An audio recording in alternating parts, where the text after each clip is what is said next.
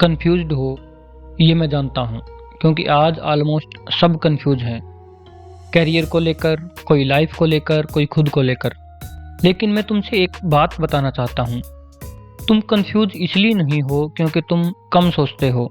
तुम कंफ्यूज हो क्योंकि तुम ज़्यादा सुना रहे हो, तुम ज़्यादा सोचते हो।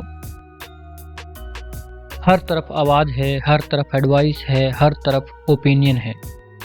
और जब हर कोई तुम्हें बताना चाहता है कि कैसे जीना चाहिए, तो खुद की आवाज़ धीरे धीरे चुप हो जाती है। हम कन्फ्यूजन को पर्सनल प्रॉब्लम समझ लेते हैं। शायद मैं ही क्लियर नहीं हूँ, शायद मुझ में ही डिसिप्लिन नहीं है, शायद मुझ में ही कोई न कोई वीक पॉइंट है। लेकिन अगर पूरी जनरेशन कंफ्यूज है तो शायद प्रॉब्लम इंडिविजुअल नहीं है। तब शायद प्रॉब्लम उस सिस्टम में है जिसमें हम सब बड़े हुए हैं। सोचो, बचपन में तुम्हें सबसे पहले सराहना कब मिली होगी? जब तुमने सही जवाब दिया होगा, जब तुम अच्छे मार्क्स लेकर आए होंगे, जब तुमने कोई रूल सही से फॉलो किया होगा। तब तुम्हें ये नहीं सिखाया गया कि कैसे सोचना है, तुम्हें ये सिखाया गया कि कौन सा जवाब सेफ रहेगा। धीरे धीरे तुमने सीख लिया, गलत होना डेंजरस हो सकता है, अलग सोचना रिस्की हो सकता है। और यहीं से कंडीशनिंग शुरू हो जाती है और तुम हमेशा सेफ रहना चाहते हो। एजुकेशन का एक साइलेंट गोल होता है, हमें ऑर्डर में रखना, हमें प्रिडिक्टेबल बना करके रखना और हमें ऐसा बना करके रखना जिसे कंट्रोल किया जा सके।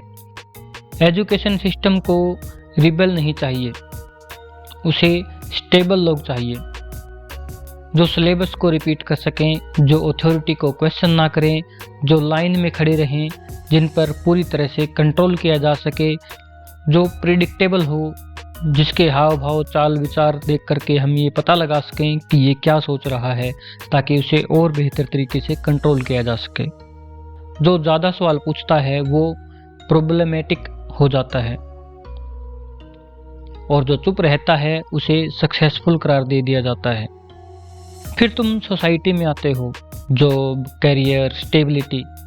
यहाँ कन्फ्यूजन और गहरी हो जाती है, क्योंकि अब तुम सिर्फ स्टूडेंट नहीं हो, अब तुम एक रोल हो, एक एम्प्लॉय हो, एक प्रोवाइडर हो, एक रेस्पॉन्सिबल एडल्ट हो। तुम थके हुए हो, लेकिन सोच से नहीं, तुम थके हुए हो क्योंकि तुम रोज अपने आप से दूर हुए जा रहे हो।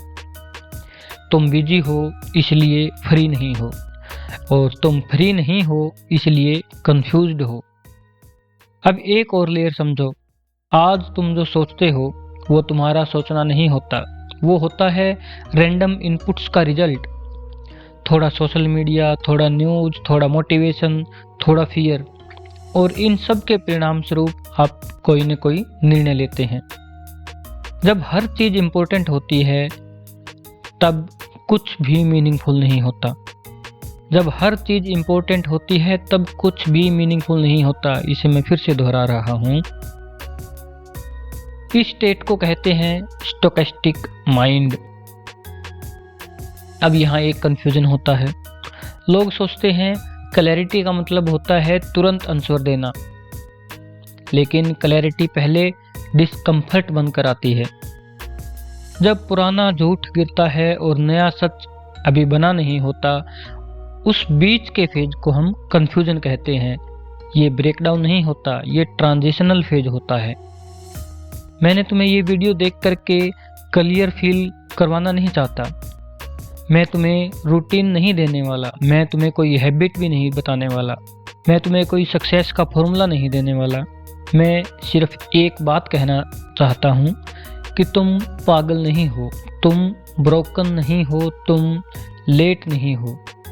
तुम बस उस मोमेंट में हो जहाँ पुरानी कंडीशनिंग काम नहीं करती और नई क्लैरिटी अभी तक बनी नहीं है, यानी कि तुम उस ट्रांजिशन फेज में हो।